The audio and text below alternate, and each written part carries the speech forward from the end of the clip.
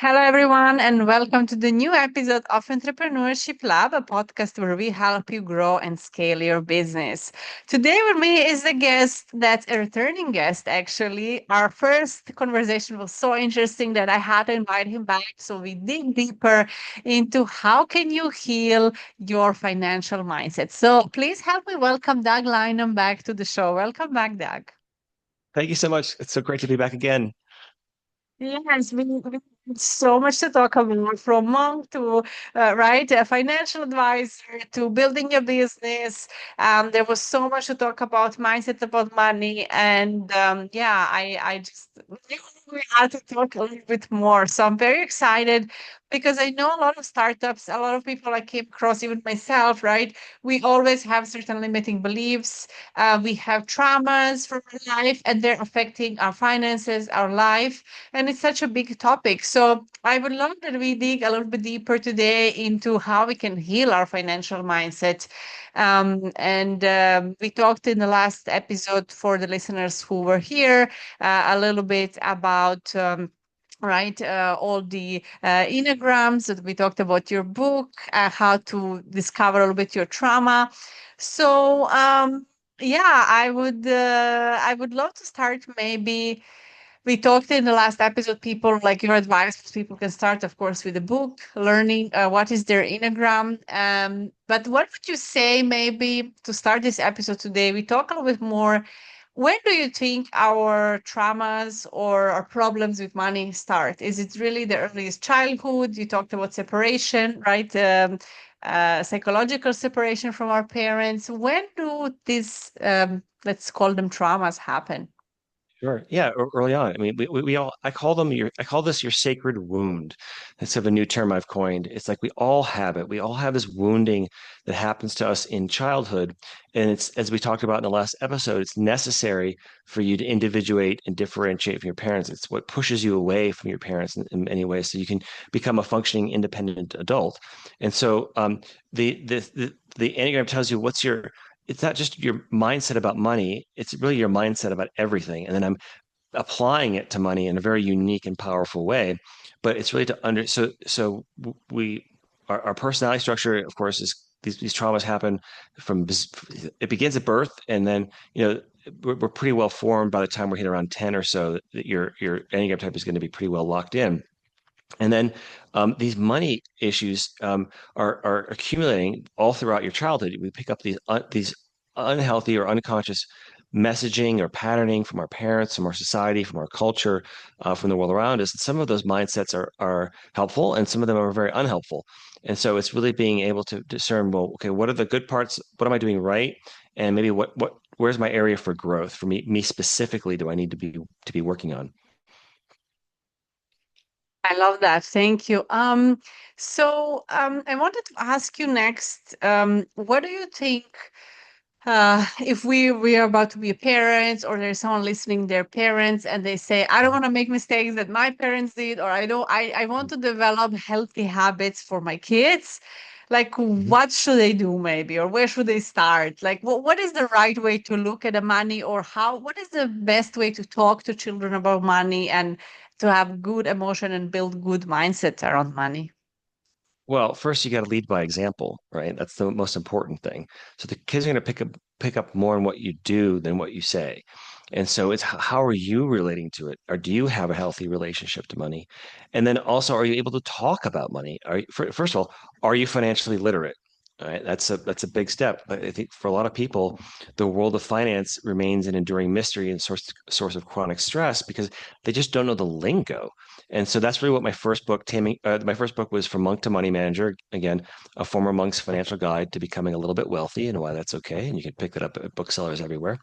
But so that will give you a good primer on how to know the nuts and bolts of how do you practically what are the practical things you need to do, to earn. We're talking about the last to earn, save, invest, and then hopefully give back to your community in healthy ways. So you want to first you got to model it for your children. And then one of the things I learned, probably the biggest insight in this book that came away for me is that if we don't transform, this is a quote from a friend of mine, Richard Rohr, who wrote the foreword to the book. He said that very, very, very poignantly that if we don't transform our pain, we are destined to transmit it, most especially to those we love most, like our children. And so, what I've learned is that, oh, I lost you for a second. Yes, I'm here. I'm here. Yeah. Sorry, I had a little glitch there. So, but money, since money is the tool for most actions, like that's how we take, we really can't do anything without money. We can't be having this conversation without the computers and the technology and the electricity, right? You can't go to the store and buy groceries. Money is the tool for just about everything. And if and therefore it's a really great way to transmit your trauma to the people around you if you're not careful about it. And so that's where we talked about in my second book, Taming Your Money Monster, which is 9 paths to money mastery with the Enneagram. It tells you what those pain points are for you and how to heal them so that then you can have a healthy relationship, first and foremost, to yourself, and then you can have a healthy relationship to money, and then you can model that for your children. But the most important thing I think parents can do is just to talk, be able to talk to their kids about money. Like I said in the first episode, in my home it was easier to talk about sex than it was to talk about money.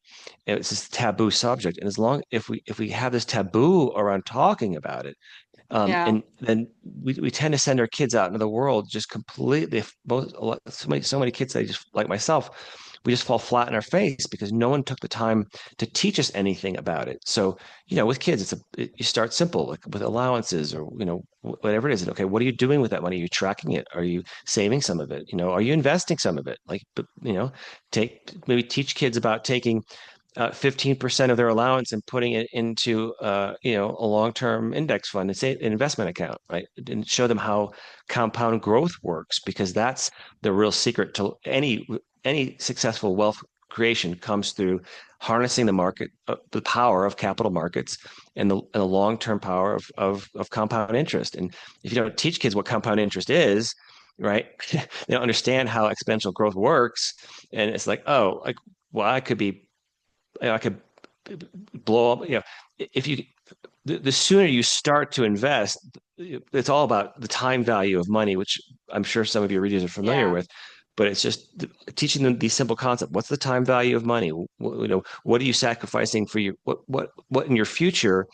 How much are you sacrificing in long-term capital growth in exchange for the stuff that you want to buy right now?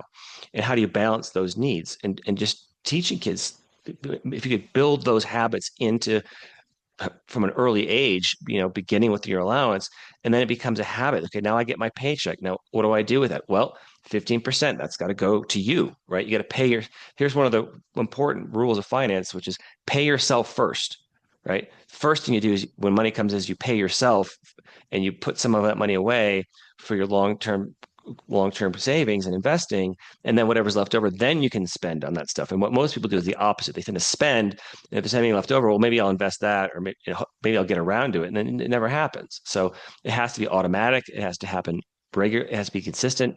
And if we just teach kids that basic skill, man, we would set our kids up really well.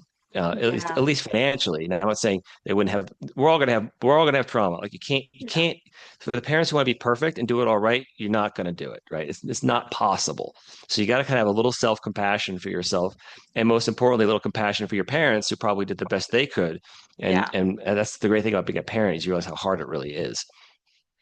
Yeah, I love that. So, I want to just, and this is such a helpful tool and tip for everyone listening, because sometimes we're worried and we want to set our children to the right path.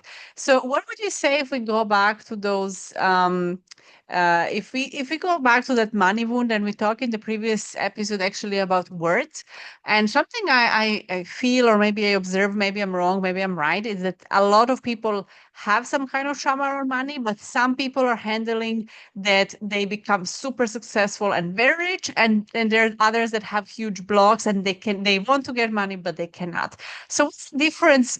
Because I think there is probably some kind of similar trauma or Mhm. sense that we were not worthy, and then some people are compensating by getting a lot of money, and some people are struggling to get that because of that belief. Is that like a similar wound?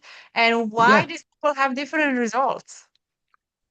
Oh, that's almost an impossible question to answer. I mean, you really need to give me some case studies and look at one example and say, okay, here's how this went south and here's how this went right.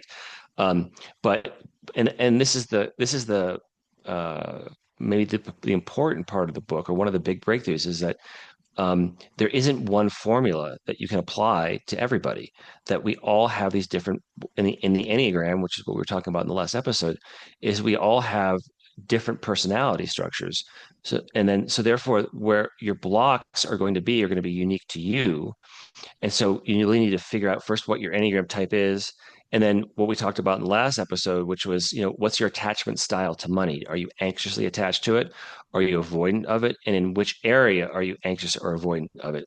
Which we talked about before, which is the four pillars of finance. That's earning, saving, investing, and giving. So a lot of times, it's like yeah. So it's hard to say, to make a broad sweeping generalization why some people are successful. Some of them is just luck. Sometimes you just, like, I got lucky. I got really, really lucky, as we talked about before, with some of the media attention that I got, which was a real surprise. Um, but yeah, maybe we could dig into you a little. We talked about me a lot in the last episode. Maybe we could figure out what your Enneagram type is and to figure out what your money monsters might be.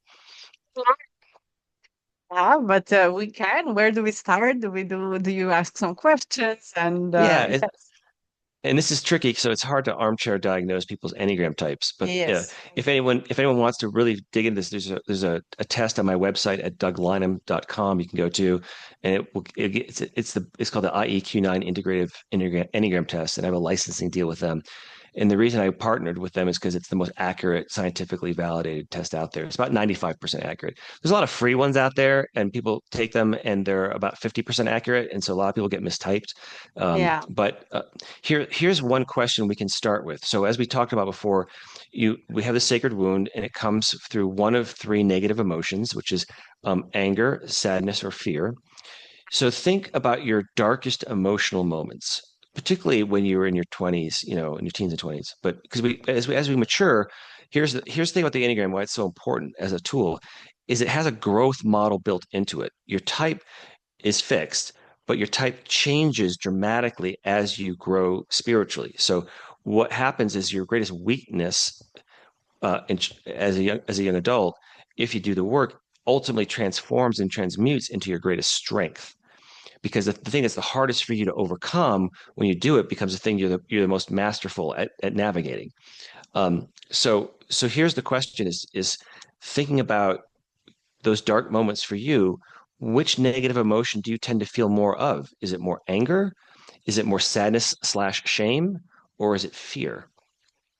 So this is not related to money, right? Just in general, like yes. Correct. We'll It's get to the very money part in a interesting minute. because I would probably my first would be anger, but I think it was actually fear. I think anger was just following the fear of like traumas I've been through and like childhood I had a relationship with parents, abusive father. So it was actually fear. I would say it was fear. Okay. So if it's fear, then that narrows us down to three choices. So I'm going to give you the three. There's what we call the greatest fear for each type. See if one of these fears strikes you more poignantly than others. Okay. So the first choice is what we call type five. They're often called the investigator, but their greatest fear is being incompetent. So they strive really hard to be hyper competent in whatever they strive to do. But they tend to be um, a bit more uh, emotionally guarded, and they have a very difficult time expressing their like what they're doing is they're basically looking at the universe around them and trying to pull all this data in, and they're always investigating the world around them. And there's an infinite amount of information coming at us all the time. So fives get overwhelmed socially very easily, which is why I call them the compact car. They're very much more the brainiacs, but they have a small gas tank for social interaction. So it tends to wear them out pretty quickly for many of them. So that's one choice. I don't know if that resonates with you. Um, then we have type six. We call them the skeptic, or I call them the family sedan, because they want every safety feature imaginable, and some they invented themselves. But sixes So fives, just go back, they have this internalized fear. They take this fear, they direct it at themselves, creating that fear that they don't have the resources to meet life's challenges. So they work really hard to overcome that by being hyper competent. Uh, but you tend to be in a very narrow range of subjects because you can't master everything. So they tend to be very much specialists in some or a couple of fields. The skeptic, their greatest fear is being without support or guidance. So sixes tend to have this committee of voices in their head. It's always like it's a Congress of the United States. They don't know which way to turn, and they don't really trust. They have this internalized fear, so they don't really trust themselves, but they also don't trust others. So they're just, we call them the skeptic in part because they're always like they're really good at worst case scenario thinking. They tend to they're always looking for where's the exit in a movie theater. What if something could go wrong? What can, Got me it's for sort of sure. that. Like that one, I know. Okay, so that sounds like you. No, no, no, Okay, not and at then all. That's that's not not you. me. Yeah, That's not yeah. you. Okay, then the third choice is it's type seven. We call them the enthusiast, or I call them the SUV of egos because they're kind of ready for any off-road adventure, and they're kind of go anywhere, do anything, as long as it doesn't involve facing their pain in the present moment. So the worst, the That's greatest. different. Okay, so the seven, the greatest fear is being in pain or privation. They're afraid that the world around them isn't going to meet their material needs, their emotional needs. And so they're always looking for more, like what's next? They're always like, oh boy, they call them enthusiasts because they're, oh boy, what's next? And they're always planning. One of their problems is they're always planning for the future. And they kind of spin out in this futuristic thinking, but they Yeah. have a harder time being in the present moment. Yeah, so it's definitely number seven. I actually thought Okay. about my sister when we talked about number five, like because she Mhm. internalized, she take a lot of emotions. With me, definitely no self-doubt. It was like more confidence getting out. I'm very like action person, always planning, always bigger, better, next, like you said. Mhm. But yes, there was for many many years, of course it's always healing and working on it, but I realized at some point I'm like, why am I chasing this? Am I trying to prove that I am worthy or that I'm loved through all my achievements? Because I was always like high achieving and overachieving, and then deep down I was not happy, and it took me a while to really kind of start finding my peace and be happy and like, hey, I'm enjoying the journey now. But yes, I would say definitely Right. number seven. All right. So if it's true, then let me walk you through. So here's the cool thing about my book is I've created an ego map for each of the nine Enneagram types. So it lays out in really detailed structure what we call your shadow structure in Jungian sort of psychology. What's your shadow? And then what's your enlightenment structure? What's your path to growth and to healing? So if you're a seven, then you have this, we have a so externalized fear, like you're afraid the world is going to meet all your needs. So you're, and that creates, as we talked about, your greatest fear of being in pain or privation. But then you have a greatest vice. And this goes back to, if you remember, there used to be called the seven deadly sins in Christianity, and they actually forgot two. We've added two to the list. There's actually nine. We forgot fear and we forgot deceit. Those kind of round out the. But so there's one sort of vice that's going to be more problematic for your type than anybody else. So your problems aren't my problems. My vice isn't your vice. So for sevens, their greatest vice is gluttony. They always want more. Like it's always that what's next, more, more, more. It can't. It never seems satiated, right? And so gluttony isn't Yeah. really just about food. We Yeah. think it's food, but it's not. It's just it's experiences, it's adventures, it's you know Growing, just like, and let me take another project. Let me go to a new industry. uh, Let me learn something uh, new. So, uh-huh. absolutely. Yep. That's the gluttony. And so then we say and I've changed the terminology significantly. These are my terms for how I label these things in the Enneagram. So people following along who are already familiar with the Enneagram might be a little confused. But then you have what I call your primary ego addiction. So this is the thing that makes your worst vice feel good, right? This is the thing that sort of hides your shadow from yourself. And that's the planning that we talked about. The planning, it feels good, but it's actually reinforcing that gluttony. That's that never enough, never enough, never enough. And it's going to get really technical here. I'm going to skip over a few things, but essentially, well, maybe I could do that really quickly. Um, I love let's see how this goes. So you have a primary ego addiction. And I'm getting my own like free session. What's All right. happening, guys? This is like the best episode ever. Just for me. Okay, so you have a primary ego addiction, but you also have a secondary ego addiction. So when you overdose on the first ego addiction, like, and it starts to cause all kinds of problems. You sort of, it's like you're pushing the gas pedal too far, too hard, and too much.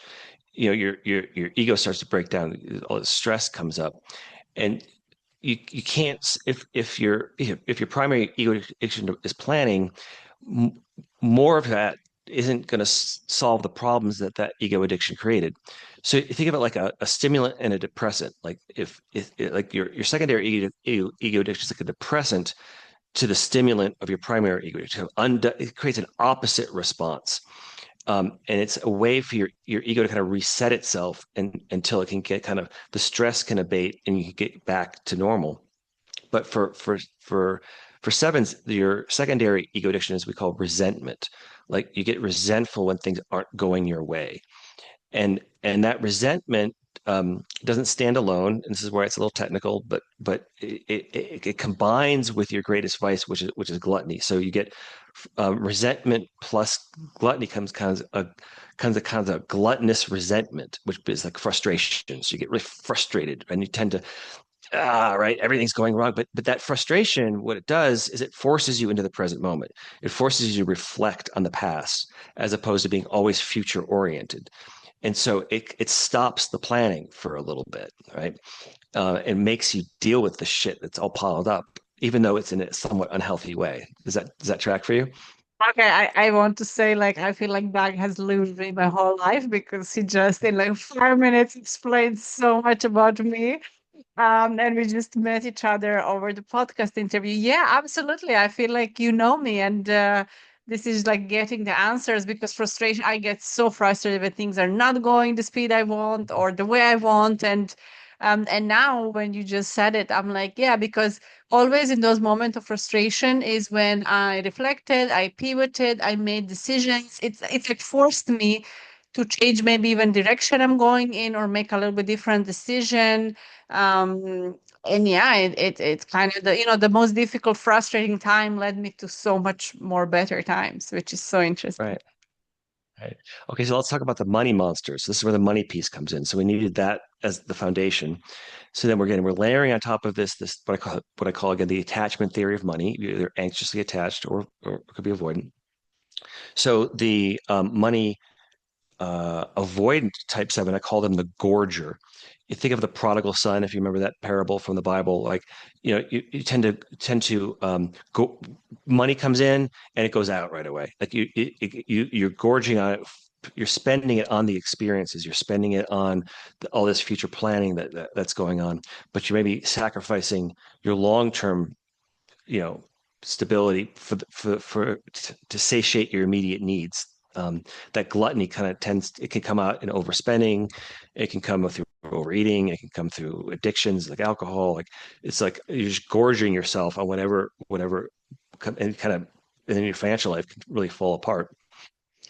Or we have what I call the grabber, which is the money anxious seven. They want all the money because they think that that money is going to uh, help them protect them from being in pain or privation. I want all the money so that I as a sort of a barrier, so I'm never at a loss to be able to fund the thing that I want to do right now or in the future. So it's sort of like those are the two unhealthy ways that it can manifest.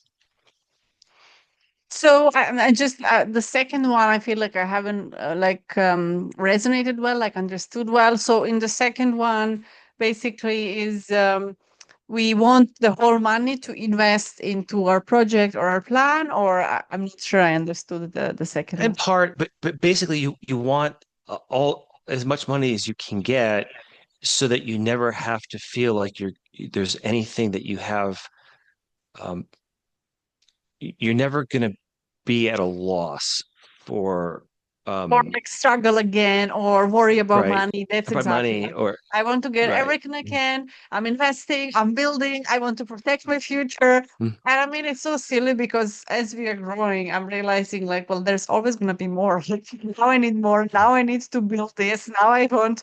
So what is this chase? Like, what is going on here? And this brings so many answers. It's absolutely amazing. Yeah.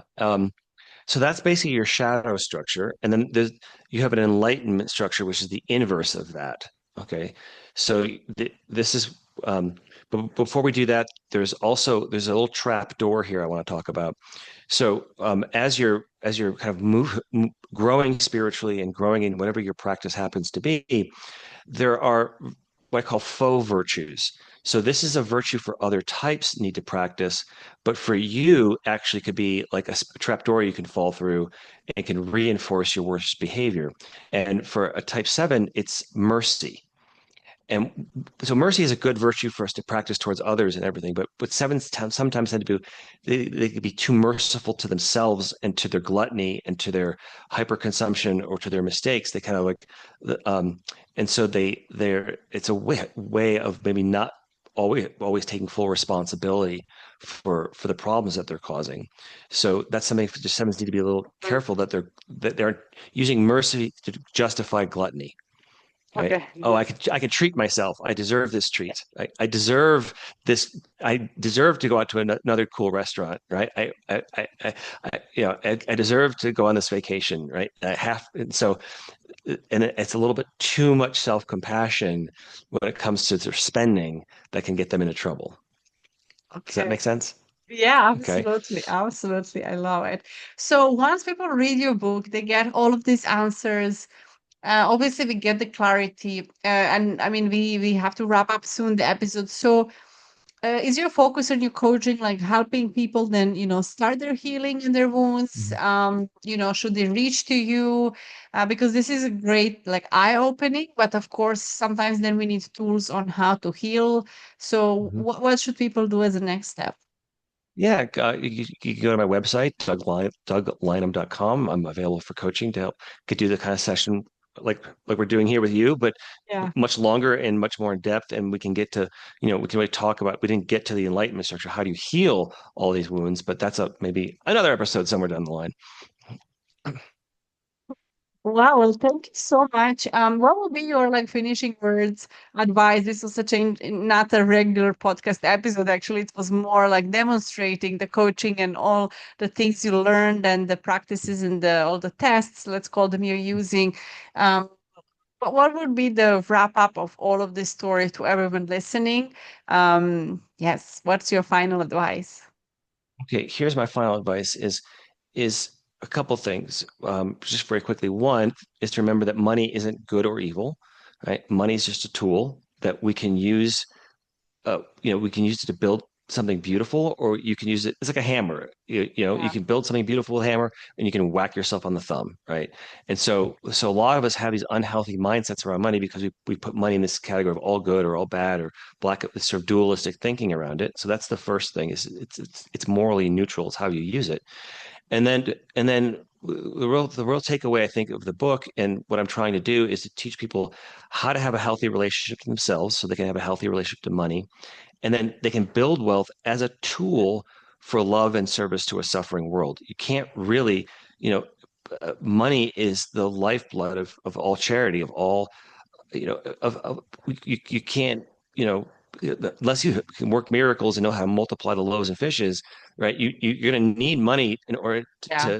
to fix anything that's going on around you. And so, how do we use money in its healthiest way and in its appropriate way, both to take care of your own needs, the needs of those you love, and then how to become a money master? That's the real goal. Is then how do you build this wealth so that you can go out there and fix the crack in the world that you were born to fix? Thank you, Doug, so much for taking your time, for doing everything you're doing, and helping so many people. So, everyone listening, please reach out.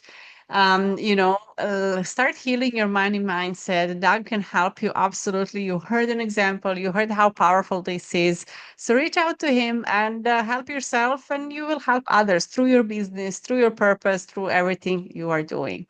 Thank you, everyone, for listening, and I see you in the next episode.